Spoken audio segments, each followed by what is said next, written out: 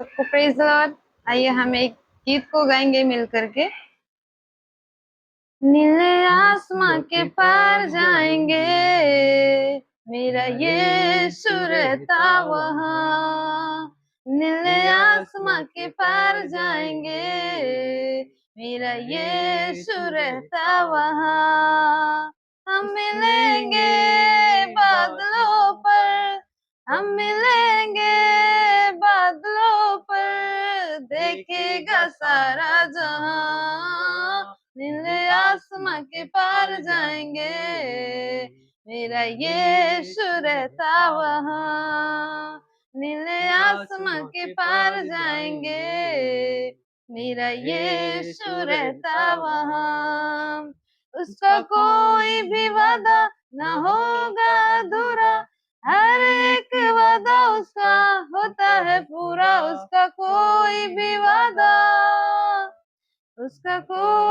वादा न होता अधूरा, हर एक वादा उसका होता है पूरा। उसका कोई भी वादा, उसका आने का वादा भी पूरा होगा, देखेगा सारा जहां। उसके आने का वादा भी पूरा होगा, देखेगा सारा जहां। नीले आसमां के पार जाएंगे, मेरा यीशु रहता वहाँ। नीले आसमां के पार जाएंगे, मेरा यीशु रहता वहाँ। ये विश्वास है मेरा कि होगा पूरा, सपना ये मेरा न रहेगा अधूरा। ये विश्वास है मेरा, ये विश्वास है मेरा, जो होगा पूरा, सपना ये मेरा न रहेगा अधूरा। ये विश्वास है मेरा। तेरे संग हम रहेंगे अपने यीशु के, देखेगा सारा जहां। तेरे संग हम रहेंगे अपने यीशु के, देखेगा सारा जहां।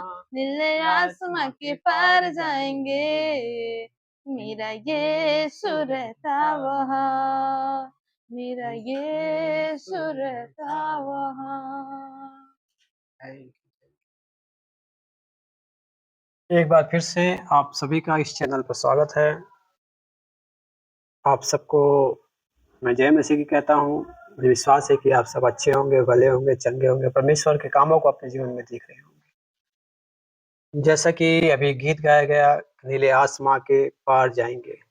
सचमुच में हम सब विश्वासी जितने भी हैं, जितने भी परमेश्वर की आज्ञाओं का पालन करते हैं, नीले आसमान के पार जाएंगे, क्योंकि हमारा प्रभु वहीं रहता है।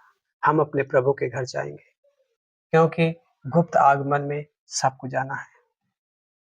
वही जाएगा जो प्रभु पर ईमान लाएगा, विश्वास करेगा, प्रभु की आज्ञाओं में चलता रहेगा, प्रभु की इच्छा के अनुसार चलता रहेगा। जैसा कि वो 10 कुमारियों का दृष्टांत था, हम जानते हैं, हमने पढ़ा होगा। मत्ती 25 अध्याय पहले पद से 13 पद तक लिखा हुआ है। पूरा दृष्टांत समझाया गया है कि सभी कुमारियां जो है अपनी मसाले लेकर प्रभु से, अपने दूल्हे से भेंट करने को चलती हैं, और उनके पास मसाले होती हैं, यानी बाहरी जीवन होता है उनके साथ।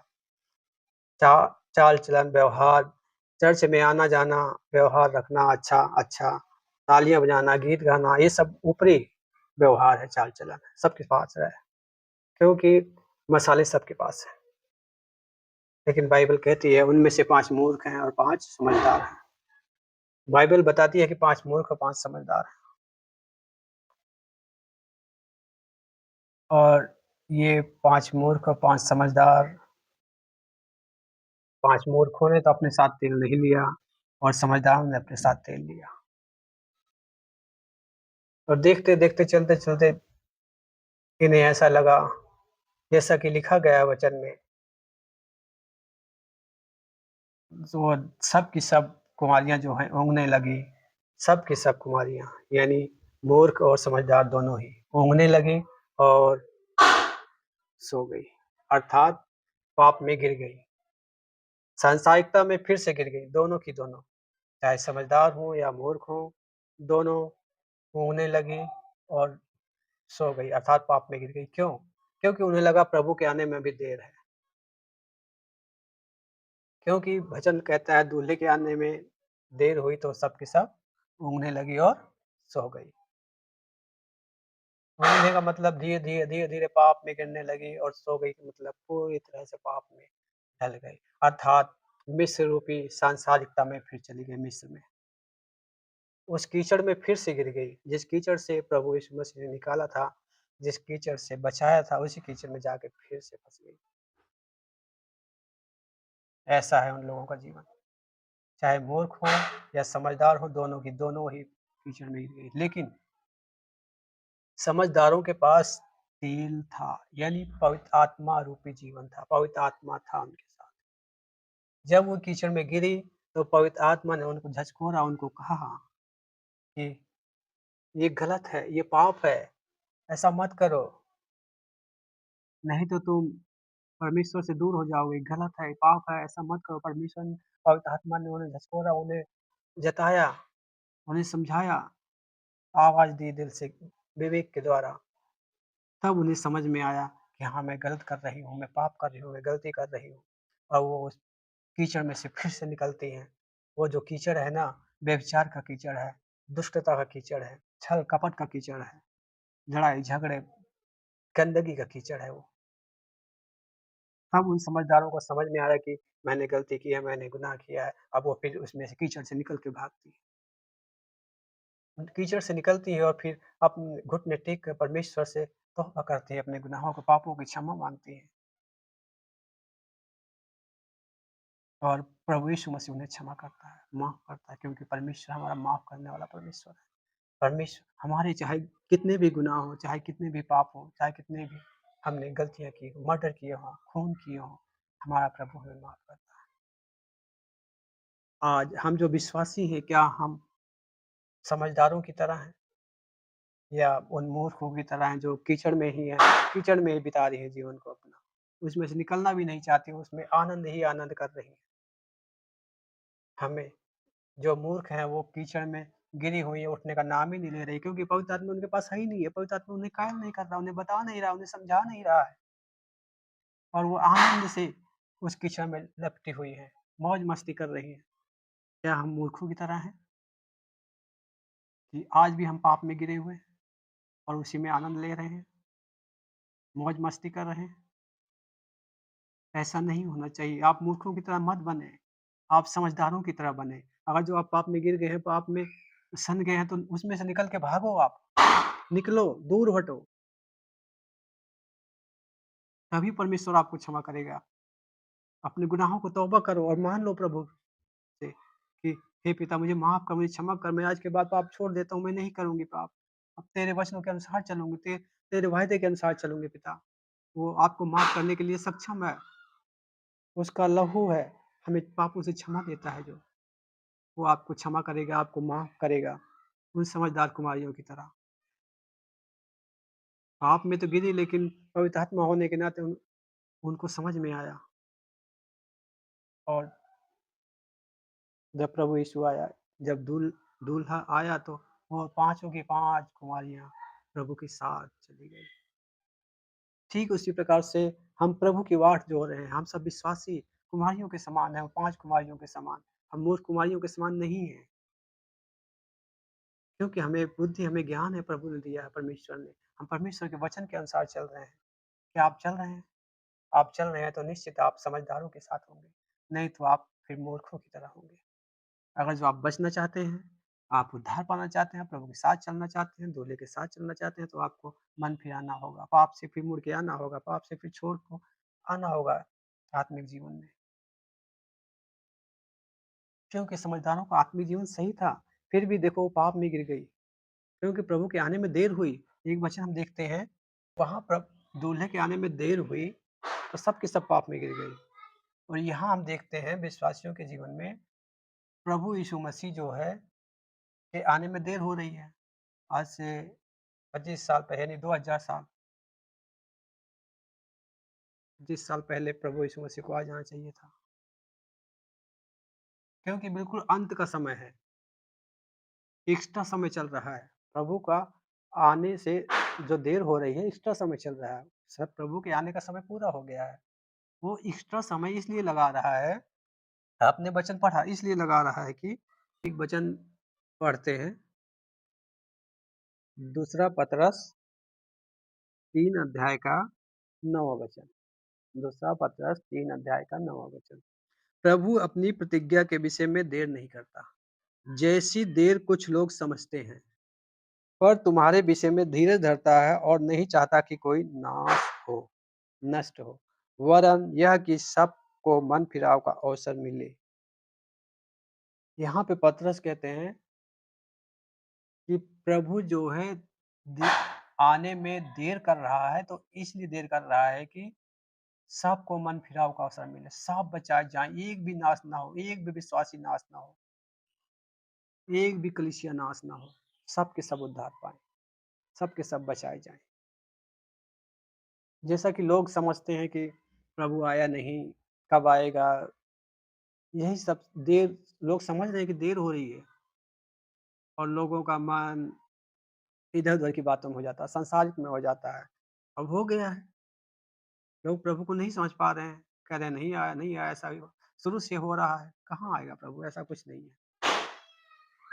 लेकिन प्रभु हमारा निश्चित आएगा, 100% आएगा वो, क्योंकि अभी वो धीरज धरे, वो धीरजवंत पुरुष है, वो धीरजवंत प्रभु है। वो धीरज धरता है कि कोई व्यक्ति नाश ना हो, कोई विश्वासी नाश ना हो, हर एक मनुष्य को उद्धार का अवसर मिले, मन फिराव का अवसर मिले और वो बचाया जाए, हर एक व्यक्ति बचाया जाए, हर एक व्यक्ति को मन फिराव का अवसर मिले। परमेश्वर यही हमारा चाहता है। जैसे कि हमने पढ़ा कुमारियों के दृष्टांत में कि दूल्हे के आने में देर हुई तो सब की सब ऊँघने लगी और सो गई। अब दूल्हे के आने में देर हुई तो सबको आलस्य हो गया, सब जो है धीरे धीरे धीरे ऊँघने लगी। कहने का मतलब पाप में गिरने लगी, पाप में गिरते गिरते पाप में बिल्कुल ही गिर गई, 10 की 10। वो समझदार हो या मूर्ख हो, दोनों की दोनों पाप में गिर गई, दोनों की दोनों संसारिता में आ गई, दोनों की दोनों कीचड़ में गिर गई फिर से। क्यों? क्योंकि उन्हें लगा कि प्रभु के आने में देर है, हम तब तक थोड़ा सा मौज मस्ती कर लेते हैं, दोनों ही पाप में गिर गई। अब शुक्र करो कि समझदारों के पास तेल है, अर्थात पवित्र आत्मा है उनके पास। पवित्र आत्मा उन्हें कायल कर रहा है, उन्हें जता रहा, उन्हें बता रहा है कि ये गलत है, ये गलती है, माफी मांगो, तौबा करो गुनाहों से। आप संसार की ओर जा रहे हैं, नरक की ओर जा रहे हैं, मन फिरा लो, फिरा लो। उन्हें बार बार कायल कर रहा है, बार बार समझा रहा है पवित्र आत्मा विवेक के माध्यम से। तब उन्हें समझ में आता है समझदारों को कि हाँ, ये तो बिल्कुल सही बात है, हमने वचन छोड़ दिया, हमने प्रभु को छोड़ दिया, हम पाप कर रहे हैं, गलत कर रहे हैं। तब वो जल्दी से कीचड़ में से निकल के, अर्थात सांसारिकता में से निकल कर, व्यभिचार से निकल के, छल कपट से निकल करके बाहर आती है, उस मिस्र रूपी कीचड़ से निकल के बाहर आती है और परमेश्वर से के आगे घुटने टेक कर माफी मांगती है, क्षमा मांगती है, प्रभु मुझे माफ कर, क्षमा कर, मैंने गलती की, मैंने गुनाह किया, मैंने पाप किया, मैंने छल किया, प्रभु मुझे माफ कर, क्षमा कर, हाँ पिता मुझे माफ कर। आज से मैं अपने पुराने कामों को, व्यभिचार के कामों को, छल कपट के कामों को छोड़ दूंगी पिता। मैं गुनाहों को छोड़ देती हूँ, पापों को छोड़ देती हूँ पिता परमेश्वर। मैं मानती हूँ पिता मैंने गुनाह किया है, लेकिन आज से मैं छोड़ देती हूँ, तो मुझे माफ कर, मुझे उद्धार कर पिता परमेश्वर। तब उनका उद्धार होता है, तब दूल्हा आता है तो उन्हें ले जाता है, उनको क्षमा कर देता है, क्योंकि उन्होंने तौबा की, माफी मांगी उस कीचड़ से निकल के। लेकिन उन मूर्ख कुमारियों को क्या हुआ?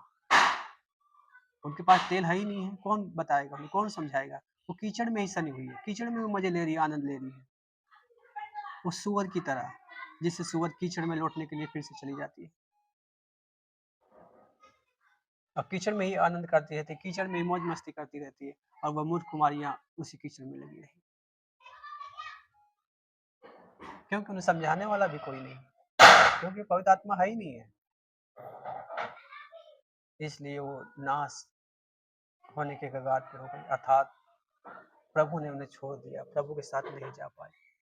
और समझदार कुमारियां प्रभु का इंतजार कर रही है, और प्रभु दूल्हा आया और उन्हें ले गया अपने साथ। लेकिन मूर्ख कुमारियां रह गई। क्यों रह गई? क्योंकि वो पाप में गिर गई थी। और फिर जब जब उन्हें पता चलता है तो फिर तौबा करती है, माफी चाहती है, माफी मांगती है, घुटने के बल आती है, लेकिन कहाँ, प्रभु चला गया। अब उन्हें बहुत भारी कीमत देनी पड़ेगी। अगर प्रभु के साथ जाना है, प्रभु के साथ रहना है, तो बहुत भारी कीमत देना पड़ेगा। क्योंकि वो 7 साल का क्लेश होगा, 3.5 साल का महाक्लेश में उन्हें जीवन बिताना पड़ेगा, बहुत ही दुख संकट के साथ। यहाँ के घर द्वार सब बिक जाएगा, सब नौकरी सब छूट जाएगी। यहाँ तक खाना पीना खरीदना सब मुश्किल हो जाएगा, क्योंकि जो चिप नहीं लगवाएगा, जो प्रभु शैतान की छाप नहीं लेगा, उसको कोई चीज़ नहीं मिलेगी, कोई चीज़ नहीं खरीद सकता। अब ये समझदार प्रभु के साथ चलेंगे। क्या हम समझदार हैं? क्या हम विश्वासी समझदार कुमारियों के समान हैं कि नहीं है? क्या हम भी उसी मूर्ख कुमारियों के समान कीचड़ में घुसे हैं, सुअर की तरह उसी कीचड़ में लपटे हैं, आनंद ले रहे हैं, इधर उधर लौट रहे हैं? नहीं मेरे भाइयों, मेरे प्रियो, आप समझदारों की तरह बने।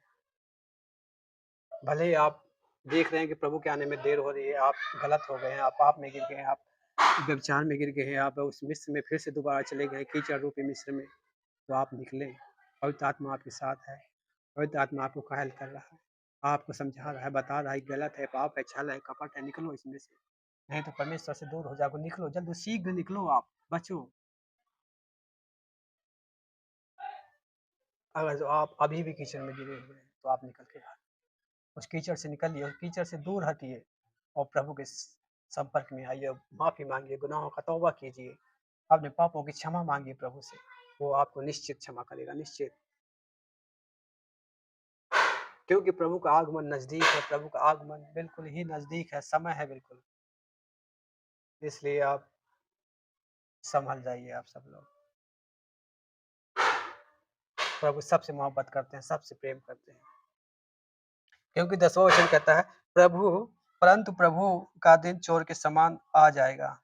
उस दिन आकाश बड़ी हड़ाहट के शब्द से जाता रहेगा और तत्व बहुत ही तप्त होकर पिघल जाएंगे और पृथ्वी और उस पर के काम सब जल जाएंगे। प्रभु का आना चोर की नहीं होगा। क्यों? चोर के आना का मतलब है प्रभु गुप्त रीत से आएगा, कोई नहीं समझ पाएगा। जैसे चोर आता है, कोई नहीं जानता, वैसे प्रभु आएगा। चोर नहीं है प्रभु हमारा। वो कहने का मतलब एक अनजाने समय में आएगा, जिसको कोई नहीं जानता, किसी भी टाइम आ जा सकता है हमारा प्रभु, क्योंकि अपनी कलीसिया को लेने के लिए वो बादलों पर आएगा। ये गुप्त आगमन होगा। गुप्त आगमन में सारी कलीसिया जो है, प्रभु को चाहने वाली, प्रभु विश्वास करने वाली, ईमान रखने वाली, सब बादलों पर उठाई जाएंगी कलीसिया, और प्रभु के साथ बादलों पर मिलेंगे। इसलिए हमें तैयार रहना है, हम सबको तैयार रहना है, सभी भाई बहनों को तैयार रहना है, प्रभु के वचन के अनुसार चलना है, प्रभु के वचन के अनुसार रहना है, बाइबल पढ़ना है। हमारे अंदर कोई भी छल कपट, कोई व्यभिचार, कोई इधर उधर की बातें नहीं होना है। अगर जब हम प्रभु के साथ चलना चाहते हैं, अगर जब हम प्रभु की दुल्हन बनना चाहते हैं, तो हमें पवित्र रहना होगा, हमें पवित्रताई के रास्ते पे चलना होगा। मनुष्य अपने आप से पवित्र नहीं बन सकता, प्रभु हमें पवित्र करता है, लेकिन हम कोशिश करते हैं चलने की, सच्चाई पर, ईमानदारी पर हमें चलना होगा, और ताकि प्रभु आए, हम सबको अपने साथ ले जाए। क्या आप तैयार हैं नीले आसमान के पार चलने के लिए? अगर जो आप तैयार नहीं है, तो अभी से आप तैयारी कर लीजिए, अभी से आप प्लान बदल लीजिए, अभी से आप मन फिराव कर लीजिए और प्रभु के चरणों में आ जाइए, घुटने टेक कर मन फिराइए, माफ़ी मांगिए प्रभु से, क्षमा मांगिए, वो क्षमा करेगा, और तैयार हो जाइए नीले आसमान के पार चलने के लिए। इसी के साथ मैं इस वचन को समाप्त करता हूँ। आप सभी को जय मसीह की। अगर आप इस वचन को सुन रहे हैं, समझ रहे हैं, देख रहे हैं, आपके जीवन में विश्वास बढ़ रहा है, आपका जीवन अच्छा बन रहा है, और तो आप इस चैनल को ज़रूर सब्सक्राइब कीजिएगा, और इसी प्रकार के आपको वचन के अनुसार सारी बातें सिखाई जाएंगी। आप भी सीखेंगे, हम भी सीखेंगे। तब तक के लिए आप सभी को जय मसीह।